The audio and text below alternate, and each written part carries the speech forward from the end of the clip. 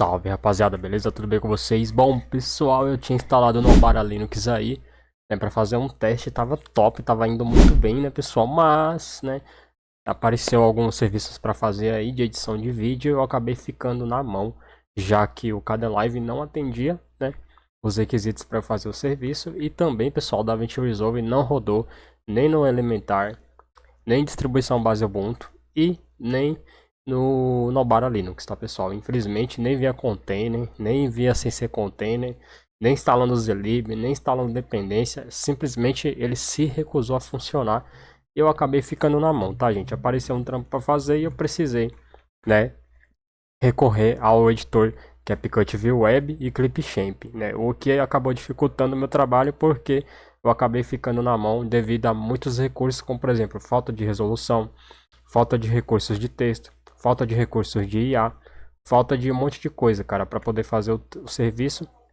Era um serviço curto, um serviço simples, mas né, que realmente eu vi ali que eu tava precisando de recursos e eu não tinha à minha disposição. Então, né, aproveitei a deixa aí para voltar para o Windows 11, só que dessa vez eu trouxe aí a 24H2 e agora eu vou falar para vocês a minha opinião de primeiras impressões sobre essa nova versão, tá? Pessoal, eu comentei com vocês que eu não tinha recebido a atualização e de fato eu não tinha recebido porque a Microsoft mudou os requisitos. Então, se você tentar atualizar da 23H2 em um hardware que é limitado, né, que não é totalmente compatível, ela não vai deixar você atualizar. Porém, se você baixar a ISO atual lá no site e instalar, você vai conseguir instalar normalmente. Eu vou mostrar aqui para vocês, né, que de fato eu tô com um sistema que ele é limitado, tá, pessoal?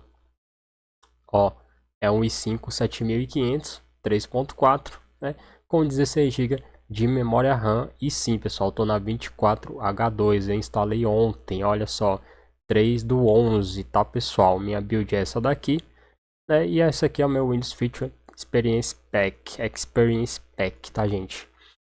Tá com o BitLock aqui, pronto para ser ativado, chave do produto aqui, meu Windows está ativado, estado de ativação.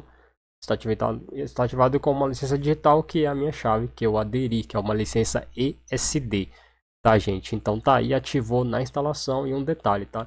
Eu vou mostrar para vocês depois o processo de instalação dessa nova versão, porque mudou completamente a instalação dessa versão aqui, tá, gente? Ela tá bem mais rápida, bem mais intuitiva, não tem tanto bordo que eu tinha antigamente, né? Aqueles aplicativos lá, aquelas questão de para você, aqueles monte de aplicativo que era oferecido na instalação agora tem bem menos e ele faz bem menos pergunta do que antigamente. Aqui no meu HD de arquivos, na minha pasta de sistema, eu tenho a ISO aqui e essa aqui é a ISO do Windows 11, tá, gente? Olha só. Essa é a ISO que eu baixei, ó. Tem apenas 4.4 aí. Então, pessoal, rapaz, eu gostei, viu? Sinceramente, eu gostei pra caramba. Ele tá dizendo aqui ó, que eu baixei no dia 23/10. De fato, eu baixei ela tem uns dias, mas eu não tinha instalado porque eu tentei atualizar, né, no modo online pela ISO, eu montei a ISO, né, e tentei atualizar e ele se recusou, tá, gente? Enfim, uma outra distro, pessoal, que eu realmente cogitei em usar como sistema principal foi o Elementar OS, porque ele teve um bom desempenho, é uma distro bem produzida, bem acabada, bonita, e funcionou tudo perfeitamente, mas eu também não consegui rodar bem o Kdenlive e nem o DaVinci Resolve. O Kdenlive ele ficou bacana no Elementar, só que ele ficou muito lento para renderizar, e eu fiquei na mão também, né? Então, pessoal, infelizmente, com o hardware que eu estou ultimamente, eu não tô conseguindo, né? Eu não tô tendo chance de utilizar Linux no meu dia a dia, tá? Infelizmente, tá, gente? Então tá aí, eu vou falar um pouquinho sobre essa versão e o que que eu achei, beleza? Bom, primeira coisa que eu percebi, tá, gente? Consumo de recursos. Pessoal, eu realmente senti uma diferença grande no consumo de recurso, porque eu estou gravando com o OBS e nesse momento ele está consumindo 3,3 GB de memória RAM e o meu processador, pela primeira vez no Windows 11, durante a gravação eu estou vendo ele bater ali quase 900 MHz, né? Ou seja, menos de 1.2 GHz aqui, ó, ele tá marcando, tá, gente? Então ele tá com o uso de CPU extremamente baixo, mesmo gravando com o OBS, tá? Em relação à GPU, ela tá com esse uso aqui justamente porque eu estou gravando também, né, gente? Então faz parte também isso daí. mas aqui no monitoramento, por exemplo, eu consigo ver a utilização da RAM que se confirma, né, que é de 3,3. Minha GPU está extremamente fria, 45 graus, né? Uso de 53%. Aqui está dizendo que eu estou usando zero, né? Porque aqui ele marca o CUDA Core, né? Da placa, né? O Steam Processors. Aqui ele está marcando o Video Encoder, tá? Então se eu clicar aqui, eu vou mostrar para vocês, ó. 3D, 0%. Video Encoder, 53%. Beleza? A GPU ela tem várias formas de processamento aí. E que o Windows usa isso individualmente, dependendo da demanda que você faz para o sistema, beleza? Então ele está muito, muito inteligente nisso daí. E aí, utilização da memória, isso daqui, ó, clock atual, 1000 MHz aqui, às vezes ela cai para menos, né, mas essa é a média que ela fica aí, beleza? Deixa eu cortar esse painelzinho aqui novamente. E aí, pessoal, tem aqui a questão da internet, não preciso falar nada, o Windows melhorou também essa questão do consumo. Olha só, enviar, receber, zero. Não estou fazendo nada na internet, então ele está praticamente zerado aqui. De vez em quando ele dá um ping, né, na internet aí, para poder verificar a conexão, né? Então faz parte de vez em quando isso aqui dá uma movimentada, mas é muito, mas muito raro, tá, gente? Disco 3, 0% de uso, não está fazendo nenhuma verificação nos discos agora, para você ver, né? Aqui o disco E, que é o disco de jogos, também 0 ms, ou seja, não está tendo movimentação no disco.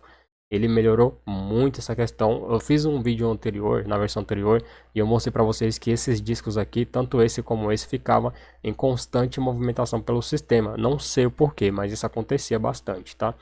E o disco 1, aqui é o pendrive, na verdade, né? Que é o SSD de jogos. E aqui o disco 1, que também é um SSD, só que esse daqui, na verdade, não é um SSD, tá? Esse aqui é o HD mesmo, ó, WDC. Esse aqui ele já tá, ó, né, sendo requisitado. Por quê? Porque eu estou gravando com o OBS para ele, né? Então ele está sendo acessado aqui por conta do OBS. Então mesmo assim, ó, ele está com um uso bem baixinho, tá, gente? Se você for ver, tá bem baixinho. Já o do sistema, né, também tem aquele uso baixinho aí, ó, quase zerado, né? O acesso ali, né? Tempo médio de resposta, velocidade de gravação, tá tendo pouca gravação no disco agora, né? Mas tá aí, ó, né? O disco tá sendo acessado com uma frequência bem menor do que antigamente. Isso implica no quê? Bom, vamos falar aqui um pouco da memória. Quando o disco está sendo muito acessado, isso significa que a RAM ou ela está cheia, ou ela está com muita memória em cache, ou ele não está conseguindo trabalhar bem com a memória swap do sistema. No caso, o Windows ele está melhorando isso gradativamente. O que eu percebi de diferente nessa versão, tá? Primeiro, disponível 12,6. Antes, normalmente ficava 10,6 disponível aqui. Então melhorou bastante isso daqui, tá, gente? Em cache também, antes ficava muita, mas muita memória em cache. Agora tem bem menos memória em cache. Isso significa que o sistema não está enchendo a memória sem necessidade, porque o que acontecia? Ele estava colocando muita memória em cache, né? Para disponibilizar isso de forma mais rápida para os apps, mas ao mesmo tempo se sobrecarregava um pouquinho o sistema, tá? Então você vê que ele estava tendo um problema de consumo de memória muito alto no Windows 11 na versão anterior, né, na 23H2. Apesar dele ficar ali em torno de 5 GB e rodar bem os jogos, eu sentia que ele acabava com o tempo consumindo muita memória. Tanto que eu cheguei a ter alguns problemas aí nas lives, né? Por conta dessa questão da memória. E o problema é que quando a memória não vai bem, o resto do sistema também não vai bem também, tá, gente? Então é importante você lembrar disso daí. Na hora que você estiver montando o PC e precisar colocar memória, lembre-se, não economize memória. 16 GB já é o mínimo para você conseguir usar bem o sistema. O ideal é acima de 20 para 32 GB, porque o próprio Windows por si só, sem fazer nada, ele está consumindo mais ou menos ali de 3 a 4 GB dependendo do seu hardware. No meu caso aqui ele melhorou muito, né? Ele estava consumindo 4.7, às vezes 5.7, e agora, mesmo gravando com OBS, já está um tempo utilizando o PC e ele está consumindo 2,9 GB de memória RAM. Então essa versão aqui, a 24H2, melhorou muito isso. E com relação a desempenho, eu não vou, né, ficar somente falando. Eu vou abrir um vídeo aqui, né, que eu gravei um vídeo com o Nobara, só para efeito de comparativo, tá? Eu sei, a gente sabe que o Windows ele roda melhor o Euro Truck do que o Nobara, por exemplo, tá? Mas para efeito de comparativo apenas eu vou mostrar para vocês isso. Esse é o que eu gravei hoje, né? Eu gravei hoje antes de trabalhar, inclusive, esse videozinho aqui, né? E esse aqui foi o que eu gravei ontem no Nobara, tá, gente? Então, deixa eu abrir aqui. Olha só, esse vídeo eu gravei no Nobara, né? Olha só, a dock aqui embaixo, beleza? Ó.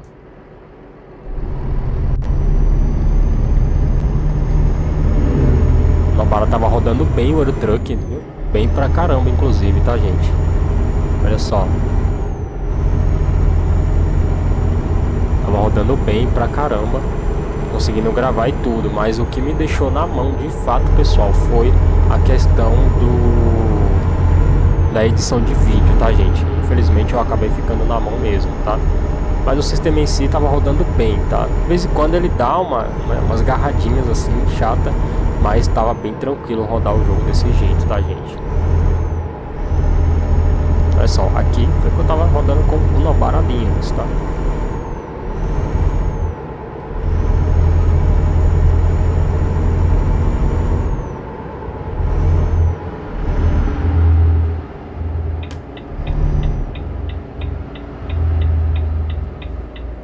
Agora a gente vai entrar na cidade, né? Ó, começou a cair aqui um pouquinho o FPS, mas ainda tá se mantendo bem, tá? Fluido até. Na mesma configuração, inclusive, tá, pessoal? 200% de redimensionamento. A vantagem é que no Windows eu conseguiria rodar tranquilamente a 300%, sem sofrer muito, tá? A placa ainda ia segurar muito bem o jogo. Ó, você vê as travadas lá, tá vendo? Então é isso que acontece, ó lá, olha lá. Tá vendo? Ó.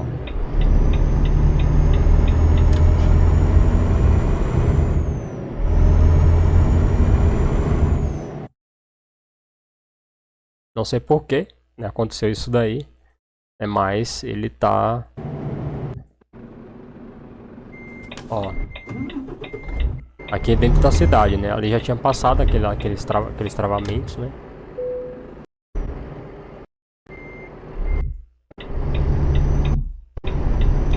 O jogo tá bonito pra caramba no Nobara, né? Não tá ruim, tá, gente? Assim, na gravação ele fica melhor do que pessoalmente, tá? Pessoalmente eu tava incomodando um pouquinho a forma que o jogo tava rodando, né? Agora eu vou mostrar pra vocês aqui o que eu gravei hoje no Windows, tá? Nessa versão aqui na 24H2. Adiantar um pouquinho. Ó, dentro da cidade já. Eu vou deixar rolar, tá? Vou pular algumas partes, é claro. Ó.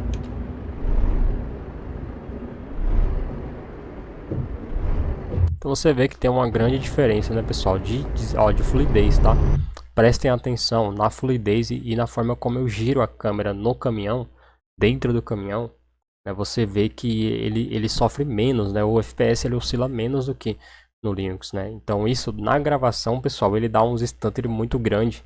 E é isso que incomoda, porque às vezes para quem tá vendo a gravação não sente muito, mas para quem tá jogando sente isso, né?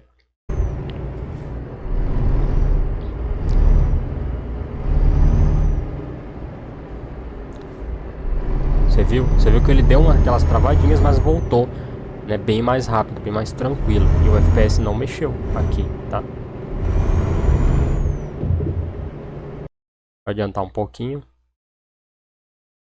Aqui eu tava tentando mexer na configuração do FPS, né? Que eu queria desabilitar esse daqui, ó, 99. Esse aqui, ó, 99% FPS. Olha lá. Isso na 24H2, tá, gente? Você vê que o consumo de VRAM, ó, olha só. Tá em 3.8, inclusive, né? Tá, aqui ele já tava consumindo bastante, mas olha o consumo de memória como melhorou muito, né? Quem vê a live aí vê que normalmente ele fica 10 GB, 8, 9, às vezes até 11, 12 GB, né? E aqui, ó, ele tá consumindo 7,4. Obviamente que quanto mais você vai jogando, esse uso ele começa a aumentar. Mas pelo menos a primeira impressão que eu tenho é que ele melhorou muito o consumo. Tanto que no sistema ele está consumindo apenas 2,9 a 3 10 GB de memória, tá, gente? Olha como o jogo tá bem fluido, né? Nítido, né, gente?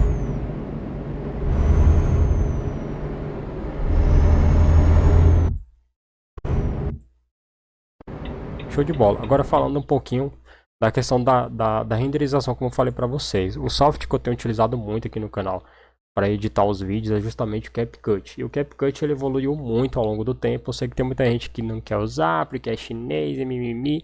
O cara usa Android, o cara usa Xiaomi, o cara usa não sei o que, o cara usa um monte de coisa, o cara usa relógio chinês, um monte de coisa. Mas o cara não quer usar o CapCut porque é chinês, né? E aí o CapCut é o software que eu tenho utilizado para fazer basicamente tudo aqui no canal, para fazer story, para fazer capa, para fazer vídeo, para fazer efeito, para fazer introdução, para fazer edição de áudio, para fazer tudo. Eu tenho usado o CapCut e ele tem dado conta de absolutamente tudo que eu tenho feito aqui no canal. A única coisa que eu uso além do CapCut para produzir conteúdo para o canal é o Canva, quando eu quero fazer capas personalizadas para o Canva, né? Então eu uso o Canva e o CapCut, são os dois aplicativos que eu tenho usado, o Canva online e o CapCut eu uso na versão Pro instalada aqui no meu PC, inclusive o meu já venceu, eu preciso renovar aqui, ó, né? Basicamente isso daí. E aí, pessoal, quando tu vai comparar tanto na questão de recursos do aplicativo quanto na questão da velocidade de renderização, tu ganha um tempo absurdo na hora de editar o teu vídeo, né? E aí, para quem produz conteúdo sabe do que eu tô falando, tá, gente? Tempo é dinheiro e dinheiro não tá fácil, tá? Então, é importante você ter isso em mente antes de escolher um sistema para utilizar.